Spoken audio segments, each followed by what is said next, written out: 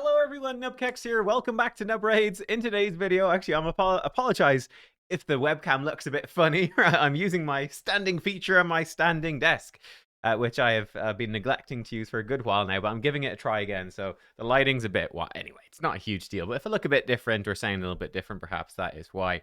What we're looking at, though, in today's video, this is actually, I did run this team last week. Last week was when I sat down and was like, okay, I need to actually improve my Hydra teams. I've been letting them slip for a little bit now, or, well, not letting them slip, but not keeping up. And there's a lot of new stuff coming in with Aestrid, etc., you know?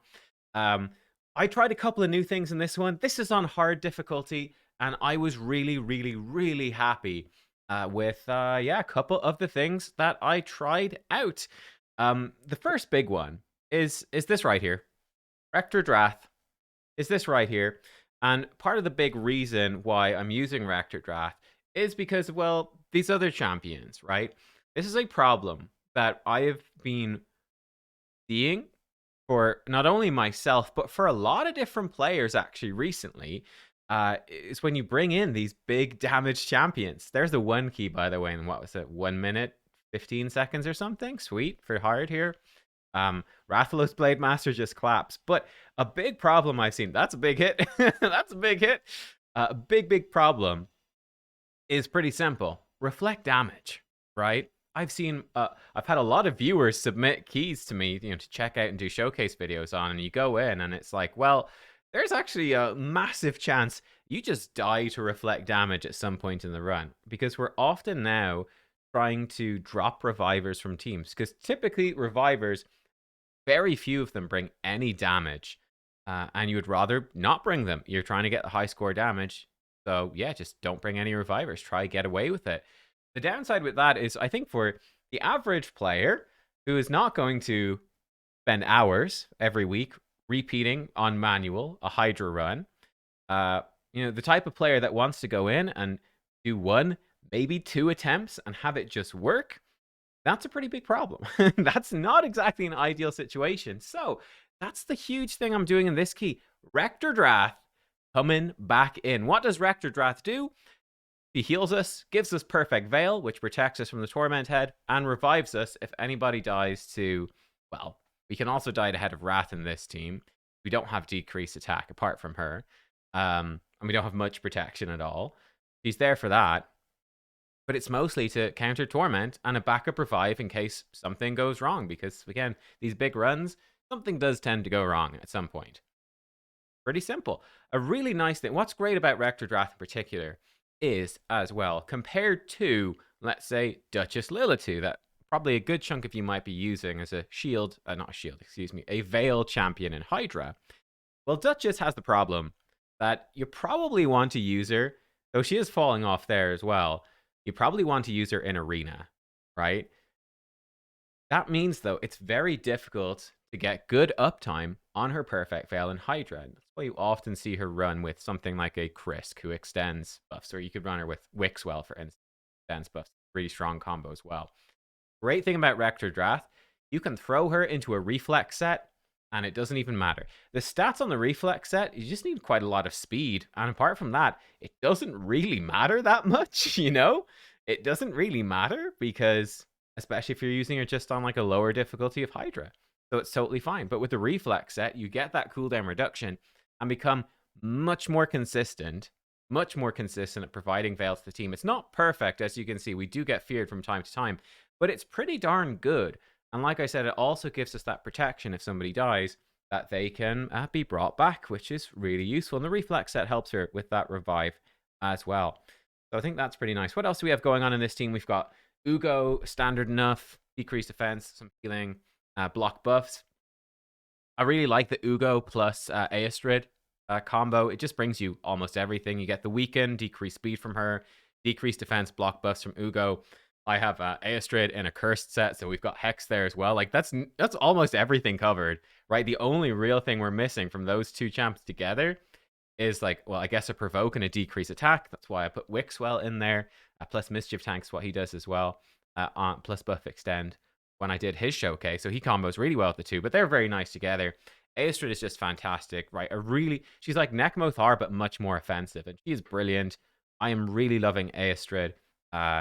So yeah, she really has a huge impact on keys. I think basically all the people I've talked to about her that like Hydra have been like, wow, this champion ended up way stronger than we thought. We have then Razelvark for damage. Now, he is replaceable, right? He is just for damage. He brings increased speed, increased accuracy. Number one, I don't need the increased accuracy for this team. You could build around it, but we're not. We don't have a buff extender, so it's maybe a little unreliable anyway. And again, he also brings leech and healing, which we do not need. We already have a leech from Ugo and healing from Rector Drath and Ugo, even Aestrid. Increased speed, we've got that from Aestrid. So Razelvark can really be replaced by anyone that you want, right? Super replaceable. And then we've got Rathalos Blade Master, and I was trying him out this time with Sissia, which was a fun little concept. And in particular, this is another thing I was trying out here. You will see. In fact, let me skip around to maybe find it here. Here we go. Oh, well, maybe not a great example, actually, because Cloud's already gone up. But one thing, yeah, actually, I'm not sure if there were too many good examples in this run. Maybe here? Not sure. But basically, what I was trying to do with her, and I thought this was fun, I actually put Sissia into an Affinity Breaker set. And the concept with this was that, well, pretty simple, right? If the Poison Cloud goes up, because that's one thing we don't have in this team. We do not have a provoke champion. So the cleanses are going through, and there's nothing we can do to stop it, right? If they want to cleanse, they will cleanse. We can't stop it. So it's possible, very possible, that a cleanse could go out and then the Poison Cloud goes out after, and you're sitting there with Poison Cloud for ages. So I've got Sissia in Affinity Breaker. I'm sure it happened at some point. Sissia in Affinity Breaker. Wait, hang on. That looked somewhat promising. Maybe? Not sure. She's in Affinity Breaker anyway to make it... She can actually apply burn then through the Poison Cloud, which is pretty cool. So that's great. And she's bringing us the burn, which is then enhancing the damage that Rathalos Blade Master does. Actually, now, you can see we've got a ton of damage in this team. Like, we are just stacking damage and just ripping through. And that's sort of the point. With the offensive boosting of Aestrid, we've got basically 3 pure damage dealers. So yeah, we could do, like, this team would do more damage, obviously, with an Inquisitor Shamael. But it would be inconsistent. If you ever miss block buffs and reflect damage goes up, people will die. I'm sure somebody died at some point. Yeah, there we go. Somebody died there, I think. Is somebody dead or is she just eaten? No, she's eaten there. I'm sure somebody died. There we go. There's 2 people dead. Fantastic. So here we go in. Oh, look at that. So we didn't get block buffs on this head. Didn't line up. He has Poison Cloud. Actually, maybe this was where... Let's go back a bit. Now, let's see how this actually looks like. It's a good little showcase of things going wrong. And, like, we still have a good chunk of turns left to go in this little part. So something could go wrong, and we'd be in trouble. So, yeah, that's what I thought was kind of fun. The Affinity Breaker letting you place burns through the veil. Maybe it doesn't happen here, but you can place it. It's not super reliable, but it's nice. And also for Sissia, it helps her to place burn and all of her other moves. It helps her to do those against Spirit Affinity heads. It was a fun little test. Quite a fun little test. Oh, never mind. Stuff is going to happen here. Oh, no. There we go. So we get the cleanse. Hang on. Hang on. Do we get it? Doesn't line up. Dun, dun, dun. This happened near the end of the run this time. Okay, that's a little bit annoying. So I couldn't showcase that exactly. But the point, let's showcase this is Rector Drath doing her thing. Great. Fantastic. So look at this. Uh-oh. You got the cleanse off. And now we've got this head with increased attack. Uh-oh. And they're provoked. And bam. Uh-oh. What? Razelvark's in trouble. What do we do? He's just killed himself. Yeah, this is pretty annoying. Like, if that happened earlier in your run, you're going, oh, well, no revive. I guess we just restart. Well, Rector Drath, bam, we revive. Oh, somebody else died? Well, we'll revive him in a second as well. I'm guessing she might die as well, Sissia. Let's see. Maybe we can just about sustain through. But that's sort of the point with this team is that, look, somebody can die, and you can just pick yourself back up and keep going, and it's going to take a little while because she doesn't have an AoE revive, you know, if multiple people die. Look, there we go, Sissia's dead again. So we will lose, obviously, some damage here, but lets you keep going, basically, which is pretty cool. That was, yeah, again, one of the things I wanted to try with this team, and I'm pretty happy with it in terms of making it pretty darn consistent. Now, this will depend on your gear, for instance, so if you've got worse gear, needless to say, you might need to drop one of the damage dealers. So we obviously kind of need the burn to go with Rathalos. You could ditch Rathalos, and then you could bring any damage dealer in. Razovar can be any damage dealer. You can really bring any 2 damage dealers and then another support champion, right? You can really tweak and twist this composition. I would say the actual core of this composition are Aestrid, Ugo, and Rector Drath. And then the rest are just there for various forms of damage, but we've got all of the core buffs and debuffs and support features that we need from just these 3 champions in combo. So yeah, like I said, compared to a Shamail, less damage, but safer, more consistent. Stuff can go wrong, and your team can actually recover. So yeah, Rector Drath coming back in, which I think is pretty fun. After a long hiatus, but we go to the end. How did we do at the very end? There we go. This is on hard difficulty. 828.89 million damage, which is lovely. It took 51 minutes. So it was we obviously let it just run on auto, but I did target heads when they devoured my champions. That was it. But yeah, that gives you a bit of an idea. So Razovark, he had 243 million. Rathalos Blademaster, he's in good gear. He had 316 million. Cyssia only had 112. So she's very replaceable, really, with any burner. I'd actually say the ideal replacement for her, budget-ish, is, Tunisia, who is one of the lower tier, I'd say, Void Legendaries just in general. But she can actually place HP Burn for 3 turns on a 3-turn cooldown. And that actually does go through the Poison Cloud. So she sort of does the Affinity Breaker Cyssia better than Cyssia does the Infinity Breaker Cyssia. So that was a fun experiment with Cyssia. But you could replace her with Skrank, even Mordecai, whatever. Acer was the previous fusion. Ugo and Rector are epics. Again, she's empowered to +2, but it doesn't really matter. And yeah, like I said, lots of potential replacements for this team. And ways to tweak it. The core being Rector, Drath, Ugo, Aestrid. And then just slap in your best damage and let it rip. And boy, oh boy, this thing can rip. So it was fun. No provoke. Just YOLO in. Affinity Breaker burns to get past Poison Cloud if it goes up. Revive if reflect damage or increase attack goes up. And bada bing, bada boom. So if I show you my current process or progress on Hydra stuff, up to 7 out of 10. So we got some of that. These are the stats right here. They do make a substantial enough difference. Definitely pushing that ignore defense up to 10 out of 10 is going to make a pretty big difference as well. So Aestrid, she's coming in Cursed and Perception. These are her stats. So fast with damage, which is more optional, honestly. And War Master. That's Aestrid. We had Rathalos Blademaster. Might be in the vault, actually. Let's include the Master Vault. Here we go. There he is. He is in the vault. So he has Helm Smasher right now. This could be War Master as well. I've tried both, and they're pretty similar. And he's got Savage. I prefer the Helm Smasher because it just lets him slam with his A3. You just don't even worry about it. Just let him rip, right? So that's him. He is in kind of crazy gear. Fairly crazy, like 8k attack, 300,000 crit damage. So that's very, very, very good gear, I would say, overall. Cyssia, like I said, she's trying out the Affinity Breaker. I did try her out in Merciless as well. I actually probably prefer the Merciless, but that's kind of preferable with a Provoker, so you don't get the cleanses. Affinity Breaker was kind of nice, and the nice thing about Affinity Breaker is it sort of helps her to work just on any rotation, right? Just throw her in and she's going to be fine. That's kind of nifty, kind of fun. So yeah, it was cool to actually bust out Affinity Breaker and give that a bit of a try. So she's come in. She's actually built for a lot of damage, but she's not really doing much, right? She doesn't have crazy multipliers. She's blowing up the burns.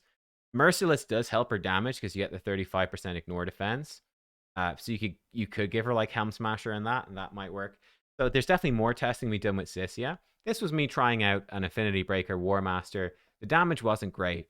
The utility is decent. I think you could easily enough replace her with Skrank or whatnot. Who else did we have in here? The Wabbit. I think he's 3-star. Oh no, maybe he's 2-star. Where's my Wabbit? Poor lad's only 2-star. That's sad. So the Rabbit, 7k attack. He's in really good gear as well. 283, 277. So he's well geared, and he has lethal, which is obviously extremely strong lethal speed. So that's really good. And he does have Helm Smasher. He's Phantom Touch, which is for Fire Knight. But honestly, Hero Soul maybe is even all right for Hydra. Like you run Hero Soul which is funny. Same thing for some of them. I've put them in the collection. Like, we don't have that many buffs in the team. So I think I had Heaven Cast on, but I think that Hero Soul might actually give us more damage, which is funny. And then obviously, massive damage increase. I talked about this in a recent video. Is obviously, where is it gone? In Chaos. The last place I look, of course. Crushing Rend at 6-star is just like probably 50% more damage. I don't know, even more than that. It's just it's a ridiculous damage boost. Then we come to, let's go to Ugo first, and then we'll look at the sort of highlight champion. Ugo is not +1. Got a good few +1s built up at this point. So Ugo, despite being in my wish list forever, has somehow managed to... Ugo 3. Maybe it was Ugo 3 I used. Wait, was it? No, the one... No, she's 2-star. 2-star Ugo. 2. Ugo 2. So she's got Survival Instinct, I guess. That could be Cruelty. Probably be better. I should probably switch that. But she's in Relentless, so she's got 260 speed and sort of, standard enough stats and War Master. And then the sort of highlight champ for me of this showcase in a big way is actually just going, yeah, you know what? Screw it. Rector Drath, the classic Perfect Veil champion, coming back. So she actually has defensive masteries, like so. She's been rebuilt. She's been jumped around gear like crazy for all sorts of different stuff in the Cursed City. But she actually does have emergency heal for more healing. She does not actually have any shielding, so it's not doing anything for her. That's a relic, again, like I said, from I think I had her duo the Sand Devil in one of the Cursed City rotations. I'll probably just leave her emergency heal and it's fine. I could try Fish Out of Blood Shield. Oh, there's a Blood Shield. Attack. This one is HP. Wouldn't even lose that much HP. Doesn't have any HP rolls on it. We could just give it to her. Nah, we'll leave it. That's fine. I'll think about that, though. We'll come back to it. But she's in Reflex. Like I said, this is pretty important. Reflex is really, really good. Right, just that chance to reduce skill cooldown. Probably then, like, Impulse, if you've got it. 2-piece Impulse would be nuts as well for even more skill cooldown. Just to get as good an uptime on Perfect Veil as possible, right? Even one turn of cooldown reduction is a massive increase on your Perfect Veil uptime, which is a really big deal. She is coming in with good speed and actually quite a lot of defensive stats and some resistance. She's +2 now, so there's a nice chunk of extra stuff there. That will definitely help. Again, one thing you can do with her A1 is a decrease attack move. This does go through Poison Cloud as well, which is nice. I mean, why it goes through Poison Cloud? Why does Tumisia's move go through Poison Cloud? It's just an invisible logic. Who the heck knows? But it does. So you could use her as a decreased attack champion, but you really need to manual that. It's not going to be reliable at all. But yeah, she is sick. So there you go. That was the Hydra team. We slapped it in. It's rotation 2 for this one. Obviously, we're not the Trunda teams. They are. There's actually an Aestrid in the Trunda team. That's cool. But the Trunda teams, these are our clan's hard difficulty Trunda teams. There's other teams as well that are ahead. This one right here is cool. I'm actually quite interested in Quintus. I think Quintus can be quite strong for Hydra, actually. He seems like a pretty fun option. There's other non-teams. So here we are. So this is us. Like I said, 800 million. There we go. There you can see most of the healing is just leech. Just kind of nuts, right? But yeah, that's the team. The core of it is simple, and this can be very, very effective. You do need good stats in order to make this work. If you have worse stats, I would highly suggest switching one damage champion to a support, and certainly you could look to bring in a provoke. So for instance, you could easily swap the Razelvarg spot for Vaultkeeper Wixwell, and you're going to get a Mischief Tank, you're going to get Provoke, you're going to get Decrease Attack, you're going to get Buff Extension, you're going to get Shields, you're going to get Increased Defense. I know he's a terrible champion though, guys. I know, I saw the comment section. You guys think he sucks, but if you want a terrible champion to put in there that will miraculously, against all obvious facts about him, somehow strangely make the team better, that's a great option if you want to make it more solid. But for me on hard difficulty, it's more like, okay, let's put in one champ to make it stable, and then let's just go crazy with damage as much as possible. There you go. Hope you enjoyed, and yeah, I'll see you all next time. Goodbye.